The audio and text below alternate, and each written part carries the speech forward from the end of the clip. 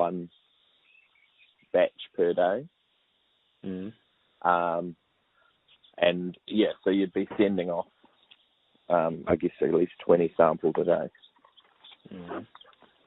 Okay. Yeah.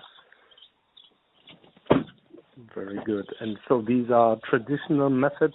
So basically what we see in terms of methodology for microbial testing is just the FOSS technology, so which is in turn flow cytometry based on the somatic cell count side, and the rest is rather plate-based culturing for the more specific or the indicator tests, right? Yeah. Yeah. So what would you say from a customer, or from not necessarily customer, he probably doesn't care, at least the farmer, but from a lab perspective, what are the key pain points with these methods, or are they all great? I think within the New Zealand dairy industry, there's been so much work done with them over the years. The laboratories are pretty slick now with those all that testing, and I guess the whole basis of the system has been based off the reference methods and the refinement of those reference methods. So, I mean, the only pain point I think for people these days is time. So, if you're in a certain part of the country, you've got to collect the samples and then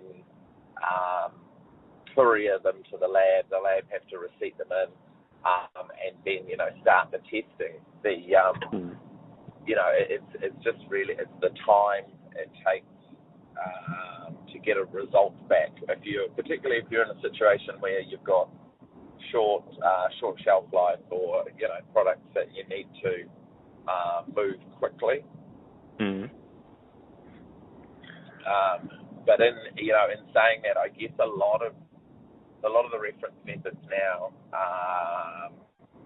and some of them have been amended slightly, but a lot of it for New Zealand is based off the GB standards, or just all the equivalent thereof. So a lot of work's been done to move everything to an ISO test method if it wasn't already in terms of the reference method.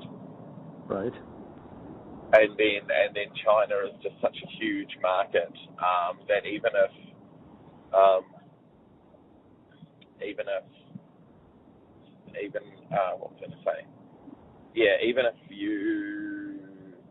there's so much volume going to China, and I guess the default would be to test products to the Chinese requirements, unless you specifically knew that it was going to another dedicated market. Probably the default market now is the China market, so that therefore if you can't sell it to another customer, that it can go to China, and there's a demand there for it. You did mention the time factor. So in a dairy factory, how does this work at the end of the chain? How long does the testing take at the end of the production? And is the finished dairy product just sitting in the warehouse waiting until the QC results are available, or are products shipped before the results arrive and maybe need to be recalled in case there is a bad result? So in a majority of cases, product is just sitting in a warehouse waiting. A lot of product used to be hot shipped before you had the results back. I think a lot of dairy companies have become pretty risk averse, and there's not a lot of ports now that you can take the product off at, and send it somewhere else. Once it's on that boat to that destination, it just becomes a bit of a logistical nightmare to try and turn it around and move it.